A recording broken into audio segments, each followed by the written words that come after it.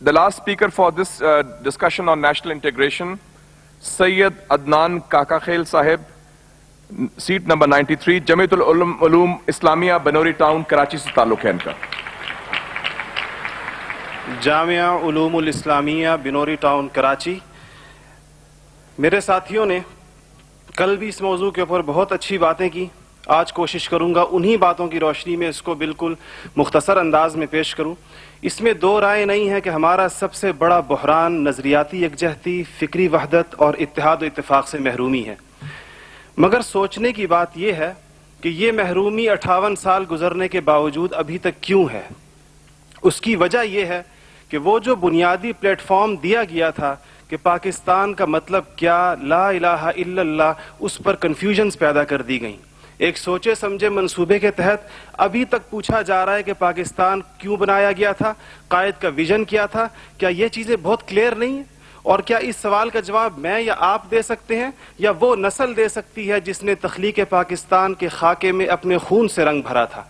ये उनकी रूहों के साथ मजाक है, ये उनकी रूहों के साथ मजाक है, ये उनकी कुर्बानियों का मजाक है कि जी आप तो कट मरे, हमें समझ ही ना आया कि आपका मसला क्या था. हमारा दूसरा बड़ा मसला अमन व अमान की दिगरगू सूरत हाल है और बदकिस्मती से इसको बाज़ औक़ात कहा जाता है कि इस्लाम जिम्मेदार है. हालांकि कुरान का मुताला बताता है कि सबसे ज्यादा इस्लाम अमन व अमान के ऊपर जोर देता है. इब्राहीम अलैहिस्सलाम की दुआ तो जरा देखिए. मईशत की बात बाद में करते हैं, इकोनॉमी की बात बाद में करते हैं, पहले अमन की बात करते हैं. फरमाते हैं रब्बि जअल हाज़ल बलद आमिना, इलाही मेरी इस बस्ती को अमन का गहवारा बना दे. फिर फरमाते हैं वर्ज़ुक़ अहलहु मिनस समरात, इसमें रहने वालों को इनकी मईशत भी ठीक कर दीजिए. और अल्लाह ताला भी जब अपने इनामात गिनवाते हैं तो फरमाते हैं इब्राहीम अलैहिस्सलाम को कि वइज़ जअलनल बैत मसाबतन लिन्नासि व अमना, हमने आपको एक ऐसी जगह बसाया जिसको बार बार आने की जगह और अमन का गहवारा बनाया. ये तो बात बिल्कुल वाज़े है. मसला ये है हमारा अमन व अमान तबाह क्यों हुआ, हमारा नौजवान किस तरह दहशतगर्दों का आला बना और हम रोज बरोज लाकानूनियत की दलदल में क्यों धंसे जा रहे हैं. जनाब सदर, नोट करने की बात है कि यह सबक उसको किसी मजहब ने नहीं सिखाया, यह सबक उसको किसी दीन ने नहीं बताया. ये तबकाती तफरीक, इस्तेहसाली निज़ाम, टैलेंट की बेकदरी, तालीमी ढांचे का खोखलापन, बेइंतहा करप्शन और इख्तियारात के नाजायज इस्तेमाल वो खौफनाक मसाइल हैं जो नौजवान को इस तरफ लेकर गए हैं. आप ये मसाइल हल कर दीजिए, आप ये मसाइल हल कर दीजिए, फिर देखिए ये नौजवान दहशतगर्द है या अमन पसंद है. हमारा तीसरा सबसे बड़ा मसला जो इस वक्त बहुत अहमियत का हामिल है, जमहूरी रिवायात का फुकदान है. हम अभी तक हकीकी जमहूरी कल्चर और अवामी मैंडेट के एहतराम के माहौल को पैदा करने में नाकाम रहे हैं. टूटती बनती असम्बलियों, इंतखाबी धांधलियों और जनाब सदर अहम कौमी मसाइल में पार्लियामेंट को बाईपास करने की रिवायात ने अवाम का एतमाद मौजूदा पॉलिटिकल सिस्टम से उठा दिया है. इसके लिए हमें अपने उस पड़ोसी मुल्क से सबक सीखना चाहिए जहां से मुशाहिद साहब तशरीफ लाए हैं और आप अनकरीब जाने वाले हैं. उनकी और हमारी तारीख आज़ादी एक ही है. उनको और हमको हमें और उनको एक जितना वक्त मिला है, मगर उन्होंने अपने यहाँ जमहूरी अक़दार को इतना मजबूत कर दिया है कि हुकूमत कितनी नाकाम साबित क्यों ना हो जाए, कोई भी उस्ताद टूट पड़े, ये नहीं हो सकता कि फौज बैरकों से निकले इक़्तिदार में आकर बैठ जाए. इसी तरह जनाब सदर, मैं ये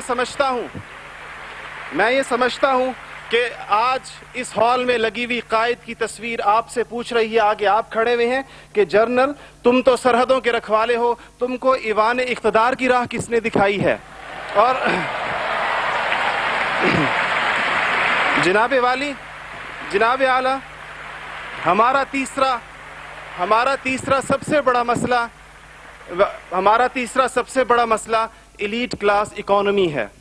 आपके आदादो शुमार के जादूगर कह रहे हैं कि मईशत तरक्की कर रही है, ज़र मुबादला के ज़खायर बढ़ रहे हैं, कर्जे कम हो गए हैं, कशकोल टूट गई है. आप बार बार कहते हैं पहले हम मांगने जाते थे, अब हम देने जाते हैं. और अवाम हैरान है कि खुदाया क्या माजरा है. मईशत तरक्की कर रही है, गरीब का चूल्हा बुझ रहा है, ज़र मुबादला के ज़खायर बढ़ रहे हैं, पेट्रोल की कीमतें आसमान से बातें कर रही हैं, रुपए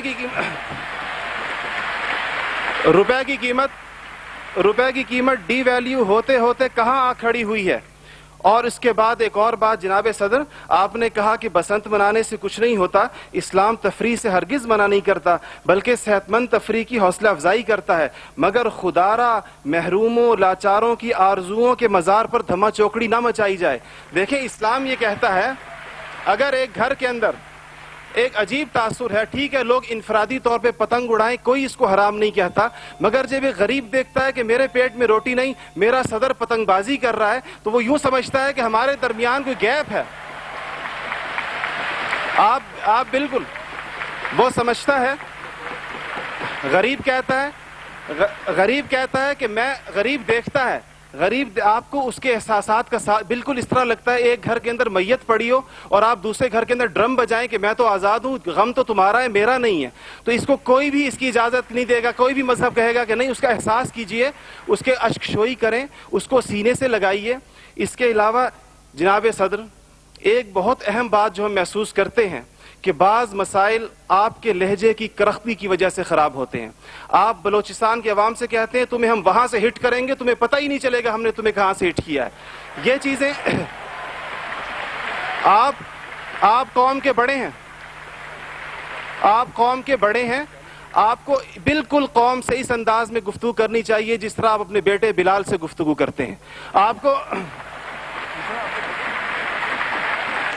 اس کے جناب صدر آپ کا لہجہ جو ہے, وردی کی بات میری بہن نے کی, وردی کی بات تو آپ نے خود 14 کروڑ عوام سے کہا تھا میں 31 دسمبر کو اتار دوں گا, پھر قوم کے وسیع تر مفاد میں آپ وعدے سے مکر گئے. تھینک یو جی, شکریہ, مہربانی, تھینک یو. آپ کا ٹائم ہو گیا ہو جی.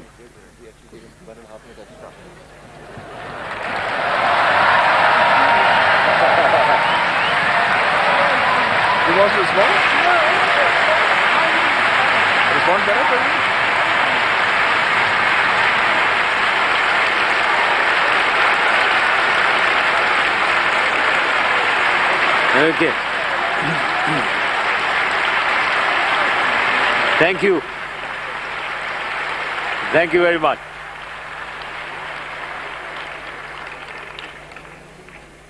یہ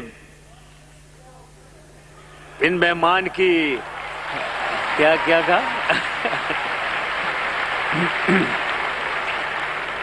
یہ بنوری ٹاؤن سے آئے ہوئے مہمان کی باتوں سے ایک بات کا ثبوت ضرور ہو گیا کہ یہاں انڈیپینڈنس آف ویوز, ٹرانسپیرنسی, کوئی یہ سلیکشن ایسی نہیں ہوئی ہے کہ کوئی نہ بات کر سکے.